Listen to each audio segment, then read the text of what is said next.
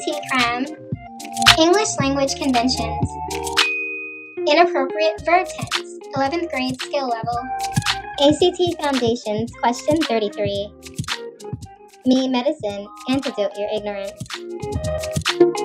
ACT English foundation, verb tense, question 33. Does the following text have an inappropriate shift in verb tense? If so, fix any verbs that don't match the tense of the verb in bold. People of all ages and cultures in the U.S. consume tomatoes in salads, soups, and sauces, but during the colonial era, people believed tomatoes to be poisonous. Here's what you need to understand. The tense of a verb tells when the action takes place. You should generally avoid shifting tenses within or between sentences unless you need to reflect a time change. Let's take a look at this example. Kathy grew up in Cleveland, but now she lives in Pittsburgh. The sentence shifts to the present tense to reflect a time change. This is appropriate in this instance. We shift from Kathy's younger years, as indicated by the verb phrase grew up, and then to her present adult self with the verb lives. As I previously stated, this shift in tense is appropriate. Or check out this second example. Rachel grabbed the microphone and sings to the crowd. There is no need to reflect a time change, so both verbs should be in the same tense. The first featured verb grabbed is written in the simple, singular, past verb tense, so we know the singing also took place in the past. However, the second verb, sings, is written in the simple, singular, present verb tense. There is no need to reflect a time change. Both verbs should be in the same tense in this instance. Shifting the tense of the second verb to its present tense verb form is incorrect, because this creates inconsistency in the overall tense of the sentence. Change sings to its simple, singular, third person, past tense verb form to restore consistency. There you have it.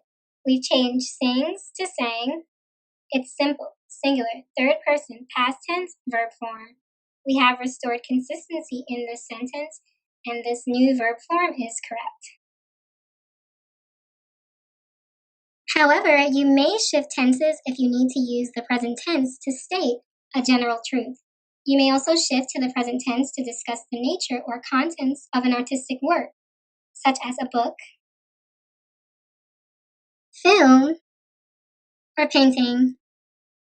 This use of the present tense is called the literary present tense. Let's take a look at this example of a general truth. Mr. Smith taught his students that the brain uses around 20% of the body's energy. The sentence shifts to the present tense to state a general truth. This shift is appropriate in this instance. We shift from a lesson Mr. Smith gave in the past to a description of a biology fact that he shared during this lesson that is also a general truth. Hence, our use of a shift to the present tense is warranted.